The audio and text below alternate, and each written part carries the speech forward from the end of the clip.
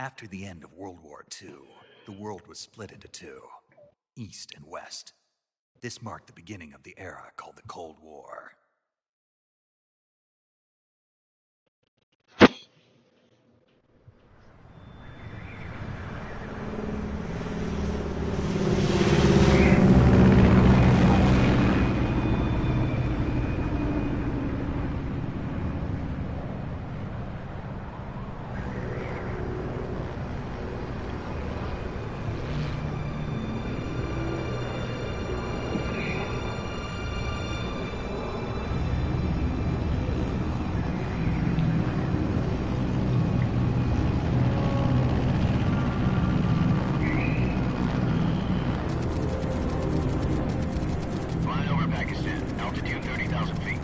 Approaching Soviet airspace.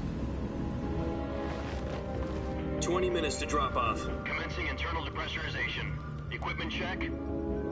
Arm main parachute. All right. You ready to go? Drop zone still showing a high pressure mass. Cav okay. Good. We've got high visibility.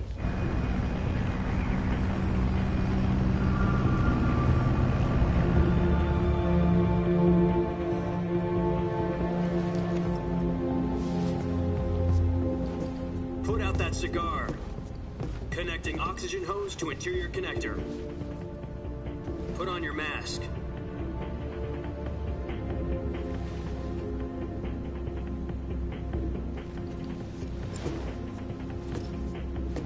Does this panty waste know what he's doing? Approaching release point. 10 minutes to drop off. Hey, are you deaf? He said put out the cigar and put on your mask.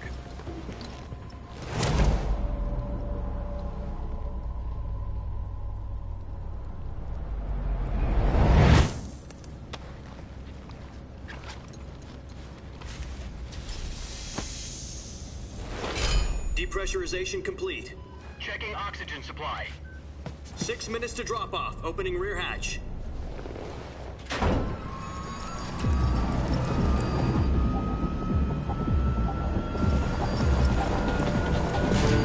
Sunrise.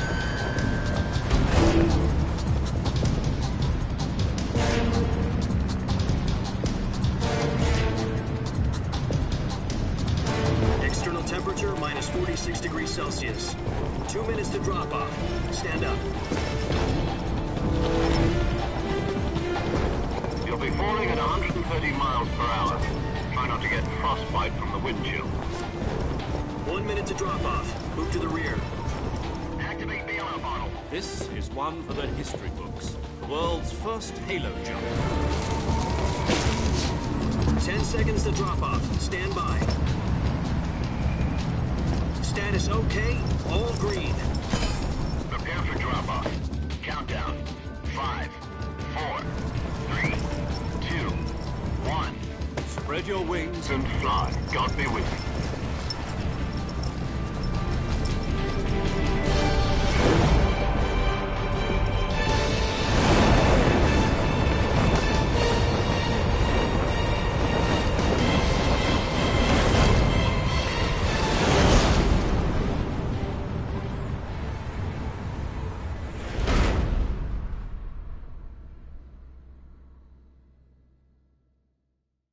Jack, I've got some important news. The head of the CIA has finally given us the green light for the Virtuous mission. Virtual mission? No, the Virtuous mission. The future of our Fox unit depends on it. If it succeeds, we'll be officially organized into a unit. Virtuous mission? Sounds like some kind of initiation ritual. You know, don't get cocky. This isn't a training op. Right. So what exactly is this wonderful mission? Well, about 2 years ago, a certain Soviet scientist requested asylum in the West through one of our moles. His name is Nikolai Stepanovich Sokolov. He's head of the OKB-754 Design Bureau, one of the Soviets' top-secret weapon research facilities, and the East's foremost expert on weapons development. Sokolov? Isn't he that famous rocket scientist? The very same. On April the 12th, 1961, the Soviets achieved the first manned spaceflight in history. The Earth was blue, but there was no God. Well spoken. The rocket that carried Yuri Gagarin into orbit was the A-1, known as the Vostok rocket. Sokolov is said to be the man most responsible for the multi-engine cluster used in that rocket. After Gagarin's flight, Sokolov left rocket development to become the head of the newly established Design Bureau. From a lowly technician to head of a design bureau, that's quite a success story, so why do you want to defect? It seems he'd become afraid of his own creations. Afraid? Call it a crisis of conscience. And for that, he left his country and his family behind and went over the fence? Not exactly. One of his conditions was that his family was also to be taken safely to the west. We used a mole to get the family out first, and succeeded in sneaking Sokolov over the Berlin Wall shortly afterwards. I was the one who conducted the operation. The security on the eastern side was still full of holes back then. Then what? We got Sokolov over in one piece, but the whole ordeal had left him exhausted, and we checked him into a hospital in West Berlin. It took him 2 weeks and more than 600 miles to get from the research facility in the Soviet Union to Berlin. He was in no condition to say anything coherent. And it was only a week later that we had something much bigger on our hands. The Cuban Missile Crisis. October the 16th, 1962, President Kennedy received word that the Soviets were in the process of deploying intermediate-range ballistic missiles in Cuba. The President demanded that the Soviets dismantle and remove the missiles. At the same time, he announced a naval blockade to prevent further missile shipments from reaching Cuba. But the Soviets didn't back down, instead placing their armed forces on secondary alert. Soviet transport ships carrying missiles continued on course towards Cuba. US and Soviet forces went on alert for an all-out nuclear war. Frantic negotiations were conducted through the UN's Emergency Security Council and unofficial channels to end the hair-trigger standoff. Finally, on October the 28th, the Soviet Union agreed to remove its missiles from Cuba. And so the world avoided a nuclear holocaust. But in order to get the Soviets to pull their missiles out, we had to make a deal. You mean the one where the US agreed to remove its IRBMs from Turkey? No. The Jupiter IRBMs deployed in Turkey were obsolete, and we were going to get rid of them anyway. They had no strategic value whatsoever to either the US or the Russians. The Turkey deal was a ruse, a cover story that was fed to the other intelligence agencies around the world. So what did the Russians really want? Sokolov. They wanted us to return Sokolov. You mean the Soviets pulled out of Cuba just to get their hands on Sokolov?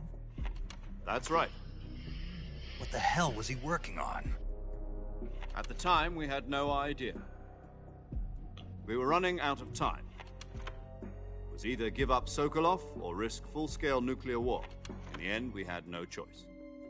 President Kennedy gave in to Khrushchev's demand.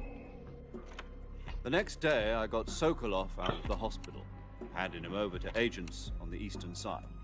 Sokolov kept on screaming, "Save me," until he disappeared from my sight. Then, a month ago, we received some new information from one of our moles. About Sokolov? Yes. He was taken back to the research facility and forced to continue working on the weapon in question under KGB supervision. What's more, it's on the verge of completion. So what kind of weapon is it? Something to do with space rockets? No, missiles. Same technology. I guess you're right. We don't know the details, but it appears to be a new kind of nuclear device. For half a year now, the Soviets have been conducting frequent nuclear tests at Semipalatinsk. Something to do with the weapon, I assume. We're talking about a secret weapon so big that Khrushchev was ready to pull out of Cuba to get it back. Is Sokolov still in the facility? No. According to our intelligence, he's in Selino-Yarsk, a place in the mountains about 3 miles to the west that's known as the Virgin Cliffs. The Virgin Cliffs. Nice name for a virtuous mission. They moved him there just recently. Why? Apparently, they're conducting a field test of the weapon, but it's our best chance to get him back. This mission would never have been possible if he was still in the research facility. This is our last chance. Sokolov must have known that too when he contacted us.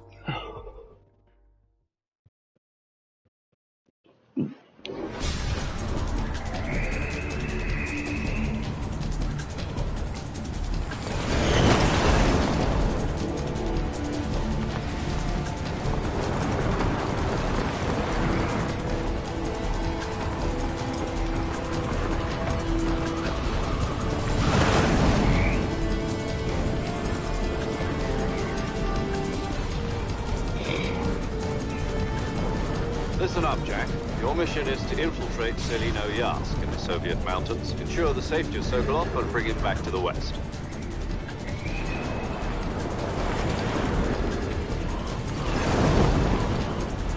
If we don't get Sokolov back before that weapon is complete, we'll be facing a major crisis.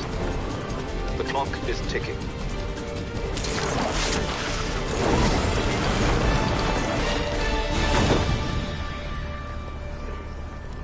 Once we've confirmed the rescue of Sokolov, stand by at the recovery point. A recovery balloon will be dropped at that point. Helium will be pumped into the balloon to inflate it, and the process takes about 20 minutes. Once it's complete, the gunship's arm will latch onto the balloon and pull it up. The Fulton surface-to-air recovery system. I'm familiar with the theory. Take it easy. It's been combat-proven. Do you think Sokolov is up to it? The shock will be less than during a parachute jump, and the arm can handle up to 500 pounds. So you're planning on going over the border in a single combat Talon?